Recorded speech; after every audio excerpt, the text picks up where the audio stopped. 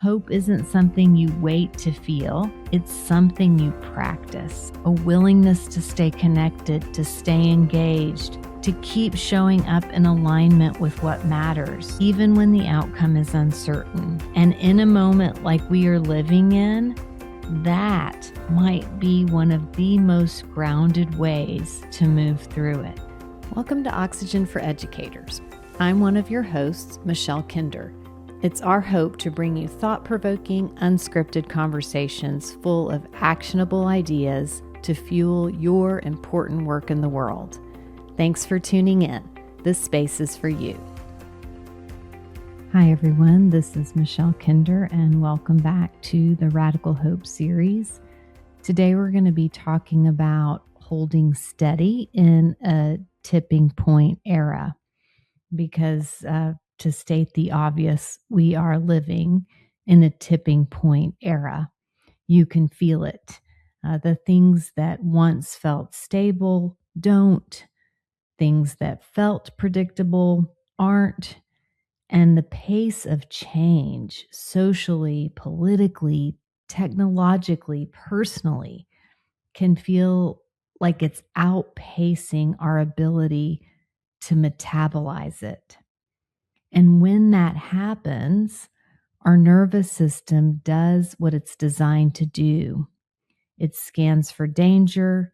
It anticipates what could go wrong. It tries desperately to protect us, which means it's very easy, almost automatic, to get pulled into fear, into worst case scenarios, into narratives of destruction. And to be clear, there are real challenges. This isn't about denying that, but maybe it's useful to us in an effort to stay in our bodies and regulate our nervous systems to come back to this question. What does it take to hold steady in a tipping point moment? In moments like this, when everything feels like it's moving faster than you can process, the question becomes, what does it mean to hold your center? Holding your center is not about being unshakable. It's not about being calm all the time or about getting it quote unquote right. It's definitely not about pretending things aren't hard. It's about having an internal place to come back to when everything around you feels like it's pulling you in 100 different directions. An internal place to come back to. When we are in our center, it often feels like, okay, I can pause even briefly before reacting, or I can feel what you're feeling without being completely taken over by that. Or even I can still recognize myself in the middle of chaos. Maybe my response feels chosen and not just automatic. When I'm out of my center, when we're out of our centers, which, by the way, most of us are many times a day, like that's a very normal human experience. It can feel like you're spinning or bracing or tightening or reacting faster than you can think. Everything might feel urgent, personal, and overwhelming. And you say or do things that don't quite line up with who you want to be. And that contrast of how we experience life when we are centered versus not centered is worth noting. And it's also worth normalizing that we all visit both places. And when we start to track on it, most of us come to realize that we were totally unaware that we had left our center until we are already far from it. When we start tracking, What we might notice as early signs that we are leaving our center are thoughts like, why am I reacting like this? Or why does everything feel so intense? Or even like, why can't I get a little emotional or physical space from this situation? If you don't have a broader frame, it can start to feel personal, like something is off in you and us. But what's happening underneath those thoughts and feelings is not a character flaw. It's your nervous system doing its job. Your nervous system is not trying to sabotage you. It's trying to protect you.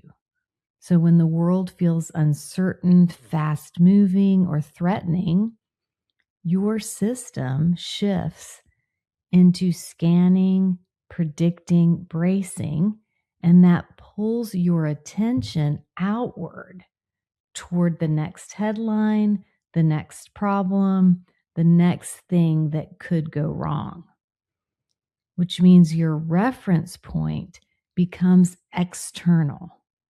And when your reference point is external, especially in a moment like this, of course you feel unsteady because the world is unsteady. But holding your center means gently, consistently bringing your reference point back inside, not in a way that disconnects you from reality, but in a way that lets you stay in relationship with reality without being consumed by it. Our inner dialogue can shift to thoughts like, this is a lot, and I don't have to figure it all out right now. Or, I don't control everything, but I do have a say in how I show up. Or even, I can stay with this situation without letting it take over everything. It's a subtle shift from those first inner thoughts to these that we just talked about, but that shift has a big payoff. And if we make this idea of holding your center really concrete, there are 3 things that reliably reconnect us to our internal landscape. The first is your values. What is it that matters to you, especially when things are hard? Do I value presence, integrity, care, courage? Your values become a compass when the map disappears. The second is your physical body. Your body is often the fastest way back to center. Not your thoughts, not your analysis, your physical body. Feeling your feet on the ground, taking one slower breath, paying attention to what your senses are picking up at any given time, smells, sights, textures, or noticing where you're holding tension. These are not small things. They help you recenter the present moment. And the third is your intention, how you want to show up right here and now. What is your intention in this moment, or this interaction, or this relationship? Maybe it's, I want to be steady. I want to be kind. I want to be clear. Being firmly grounded in that intention will reliably guide your next move. A useful practice that helps us connect to our values, our body, and our intentions is to keep getting better at noticing when you're getting pulled out of center, even if it's just a micro degree better. Just keep practicing, keep getting better at noticing, ooh, that's an early sign that I've left my center. And then use this simple tool when you start feeling yourself move from center. It's pause, name, choose. Pause, even for one breath. Name, I'm overwhelmed. This feels urgent. I'm getting pulled. Whatever you notice happening. And then choose. What would it look like to respond from my center right now? And that's it. It's just that increased awareness and then that small intentional return, but on repeat. The goal is not to stay centered all the time. That is completely unrealistic. It's not the human experience. The goal is to notice when you've left and then shorten your distance back again and again. That's the practice. Because when you can hold your center, even imperfectly, you are less likely to escalate what's already tense, to spread dysregulation, or to lose yourself in what's already overwhelming.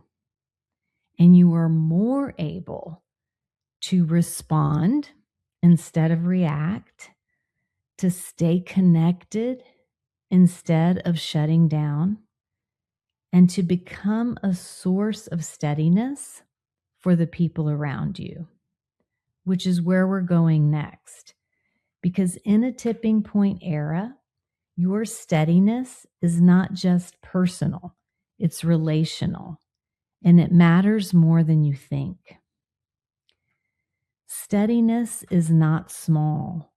It can look small, and it often goes unnoticed in the moment, but it is not small. It is not passive. It is not invisible. It's deeply meaningful.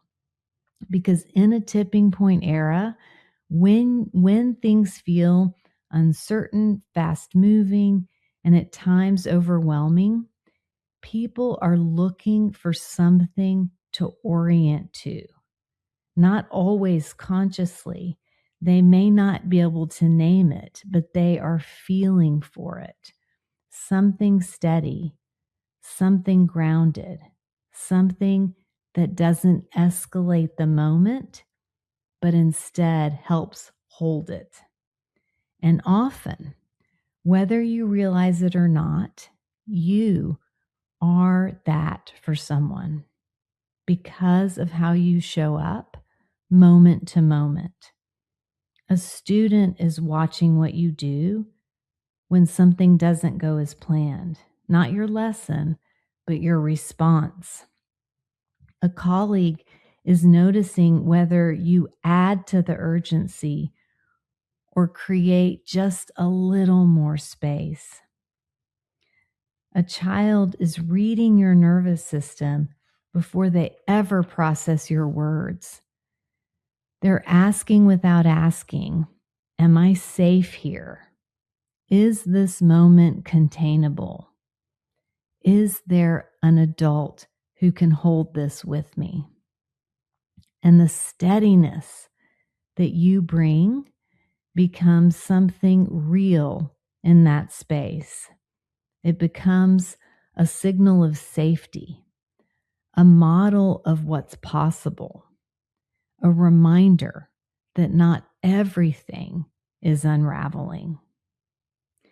And I don't know if there's a perfect term for this, but I think of it as kind of a relational gravity. When one person staying grounded starts to shape what's even possible in that space. Sometimes one person staying steady is enough to change the tone of the whole room or the whole moment. And you've probably felt this before on the receiving end. Someone walks into the room and without saying much, things start to settle. Or a conversation that could have escalated very easily doesn't, because of how one person stays grounded. That's not accidental, that's steadiness. And the inverse is true as well. We've all been in spaces where anxiety spreads quickly, where reactivity multiplies, where no one is quite holding the center, and everything feels harder as a result. Which is why this matters, because the way you show up, especially in moments that are uncertain or charged, doesn't just affect you. It shapes the experience of the people around you. And I want to be really clear here. This is not about carrying everything. It's not about being the calmest person in every room. It's not about suppressing what you feel. It's about being in relationship with what's happening in a way that doesn't amplify the chaos. Sometimes steadiness looks like calm. Sometimes it looks like clarity. Sometimes it just looks like someone choosing and having the capacity to interact in a way that doesn't escalate things. These are small moves, but they are not small in impact, because over time, they create something that other people can feel and trust, a kind of consistency, a kind of presence, a sense that even when things are hard, there's something here that can hold. And people feel that even if no one names it. People feel it. The steadiness you bring, it helps people stay connected to themselves. It keeps things from escalating as quickly. And sometimes it opens up space for something better.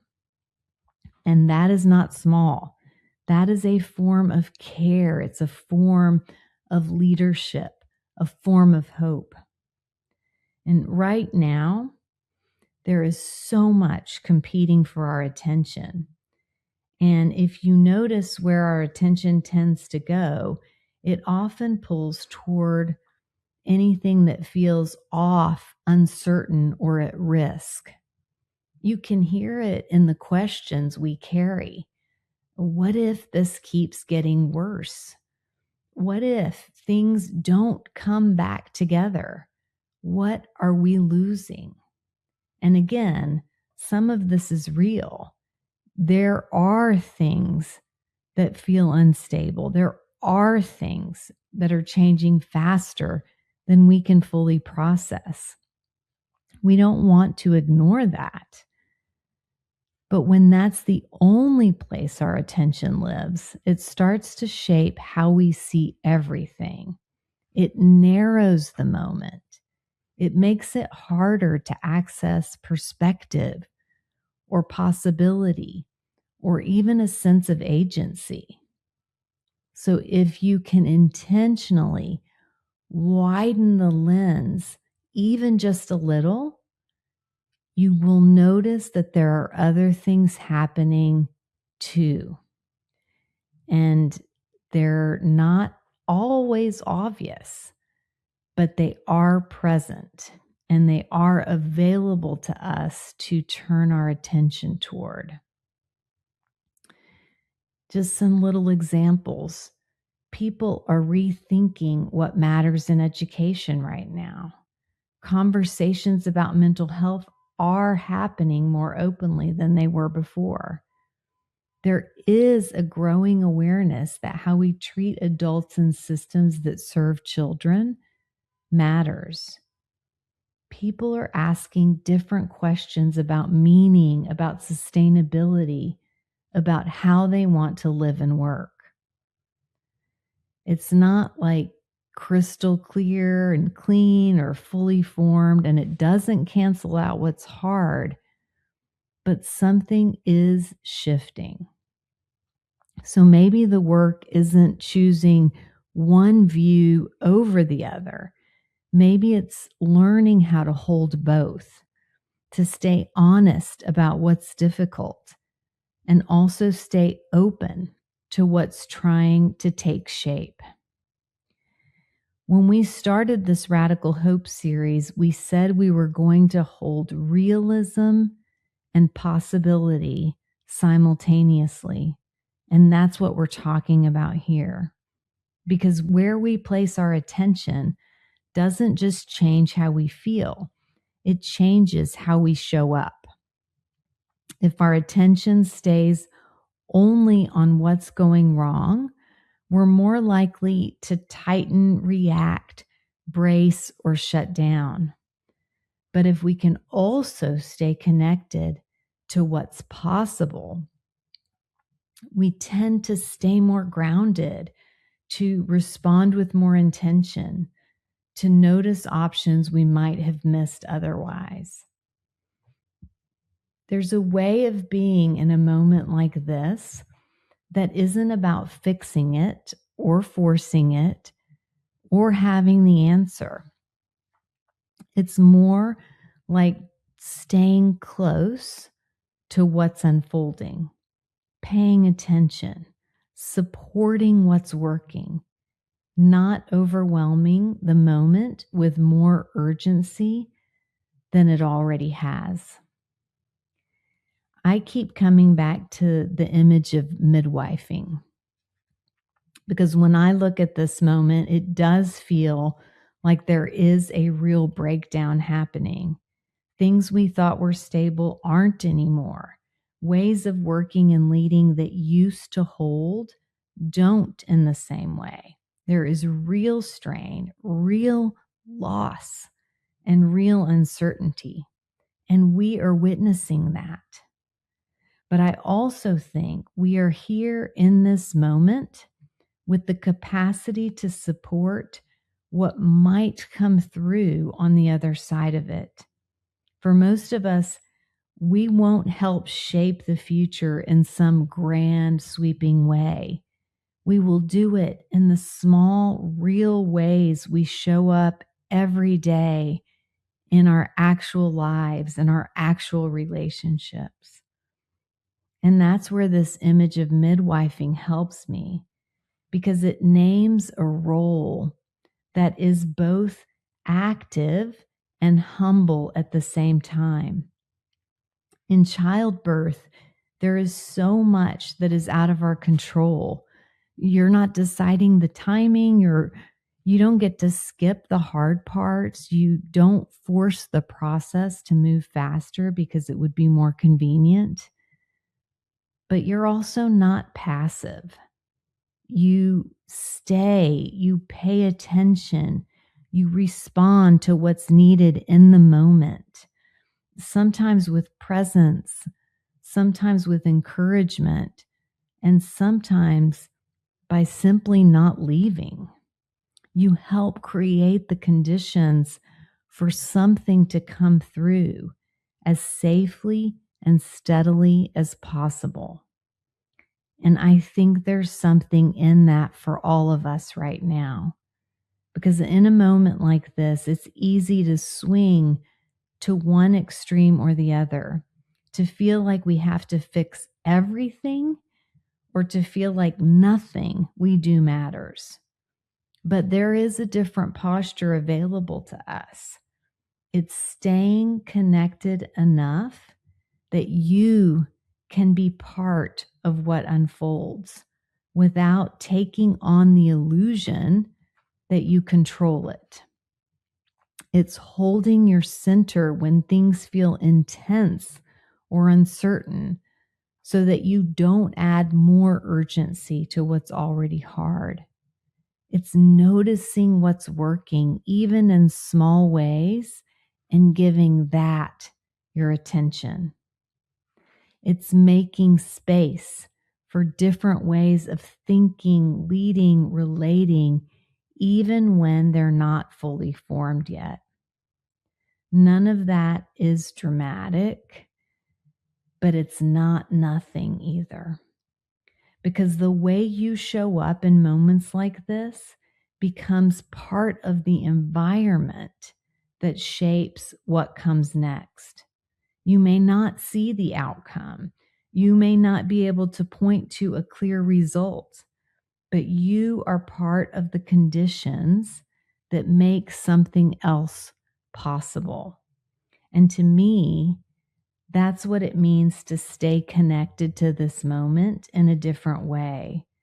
Not just witnessing what's breaking down, but staying present enough to support what might be trying to come through. And that is a different way of relating to this moment than what we might automatically fall into. It's moving from asking, how do we get through this, to how do I stay present enough to respond to what's actually happening and not just react to what I'm afraid might happen. And the answer to that question often comes back to something that can feel like a stretch. It comes back to staying grounded in hope. Sometimes the only thing we can do is to risk hope. That can be a tough sell when things seem to be deteriorating at a rapid rate, because hope can sound like you're supposed to believe everything will work out, or that things will resolve quickly and cleanly, or that there's some version of certainty available. But that's not what this is. This kind of hope doesn't come with guarantees. It doesn't remove what's hard. It doesn't make things more predictable, and it doesn't ask you to ignore what's real. It asks you to stay engaged when it would be easier to shut down, to keep caring when caring feels costly, and to stay connected to what matters, even when you don't know how it's going to unfold. And that's the risk. Because when you stay open like that, when you keep showing up, there's no certainty on the other side of it. You don't get to control the outcome. You don't get to know that it will quote unquote work. And you don't get reassurance that things will turn out the way you hope. And still, you stay. Because the alternative, pulling back, disconnecting, protecting yourself by caring less, comes with a different kind of cost. And most people can feel that tension, the instinct to close off and the pull to stay connected. Risking hope is choosing to stay connected, because each time you choose to stay engaged, you are participating in what happens next, even if you can't see the full outcome. Hope isn't something you wait to feel. It's something you practice. A willingness to stay connected, to stay engaged, to keep showing up in alignment with what matters, even when the outcome is uncertain. And in a moment like we are living in, that might be one of the most grounded ways to move through it. Let's make this concrete, because holding steady can sound good, but feel a little vague when you're in the middle of a real day. So here are a few ways that this actually can be put into practice. The first is to narrow the focus of your attention. When everything feels big and overwhelming, your job is to pay attention to the more granular things that are in your sphere of influence in a grounding way. Because when your attention is everywhere, you lose your footing. So you might put on a sticky note and put somewhere, or just get in the habit of asking yourself, what is actually mine to hold today? What is within my reach right now? Not everything that matters is yours to carry in this moment. And being more intentional about that protects your energy and your clarity. The second thing that can make this conversation that we're having kind of drop into practical is to create some daily anchors. Steadiness doesn't come from just one big shift. It comes from small things you return to again and again, daily anchors. Maybe it's a short check-in at the start of the day. What matters today? Where do I want to put my focus? What is going to fuel and ground me? Maybe your anchor is a transition between work and home, even if it's just a pause in your car or at your door.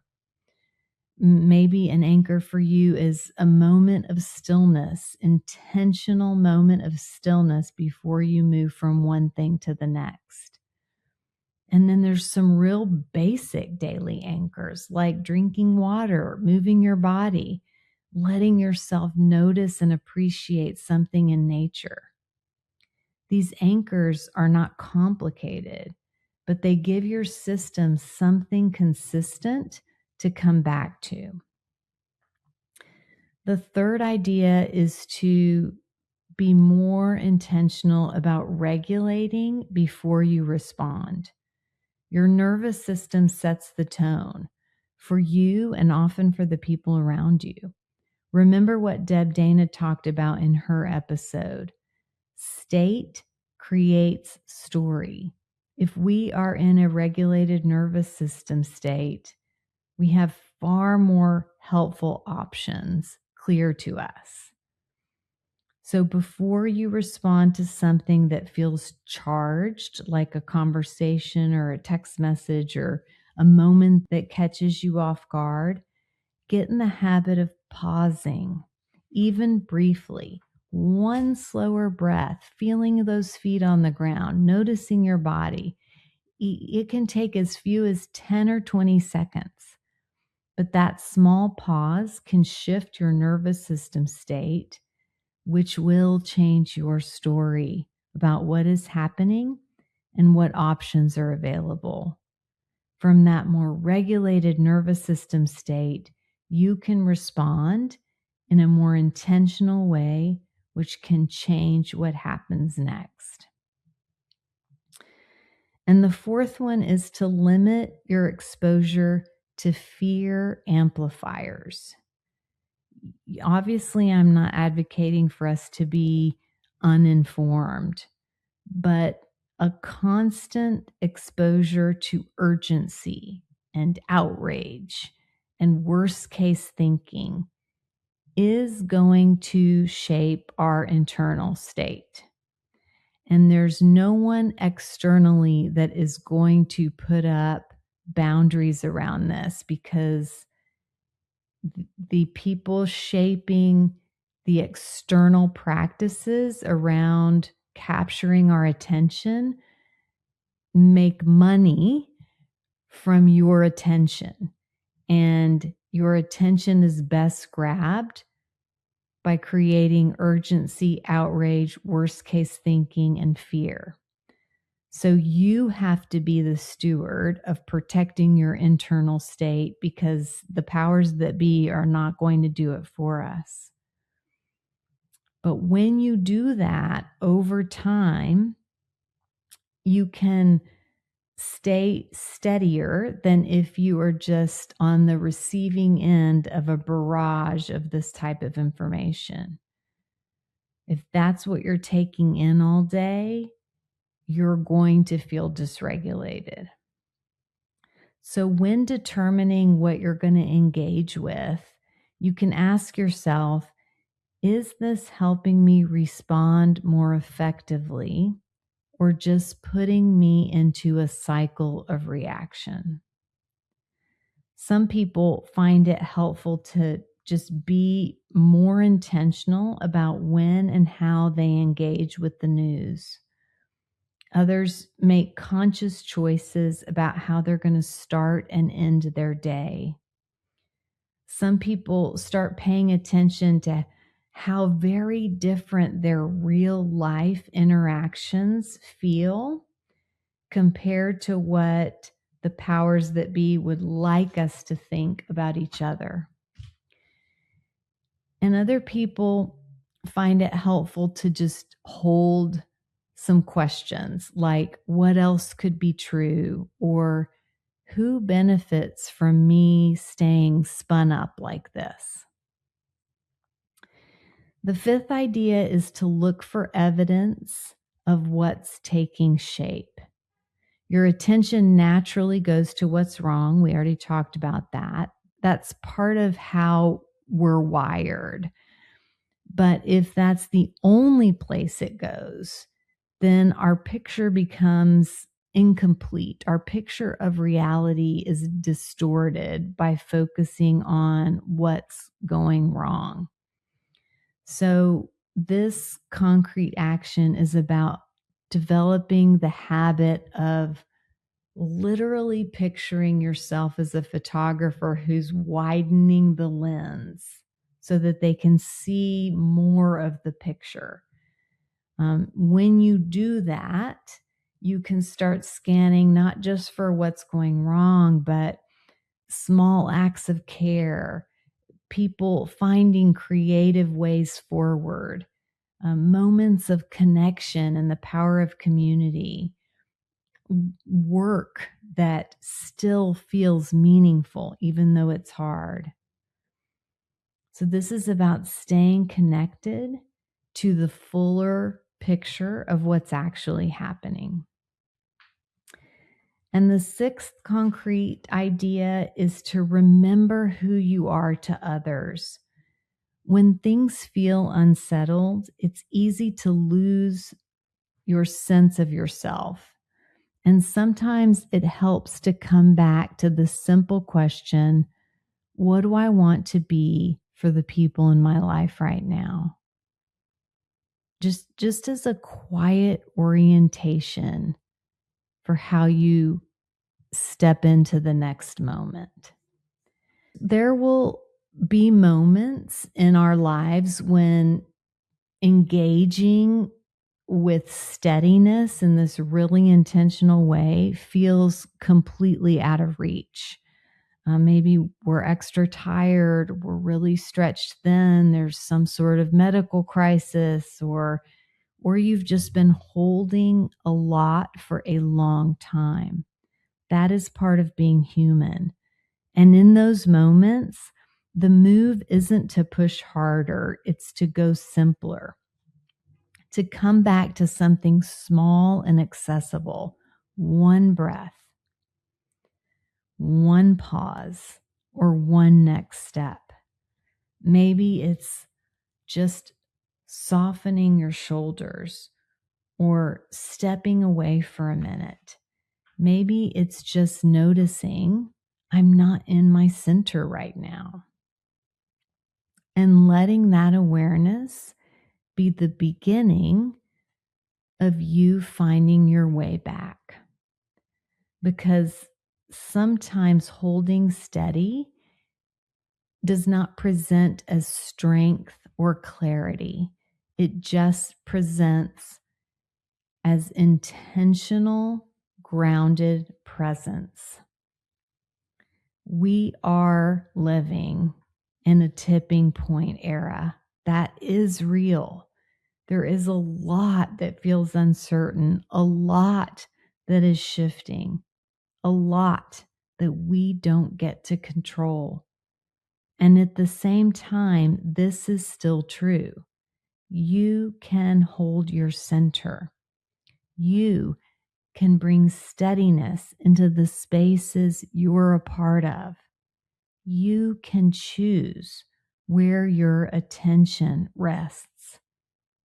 And the way you do that in small moments over time has more impact than you might ever be able to see. Because in a world that can feel like it's unraveling, steadiness is not small.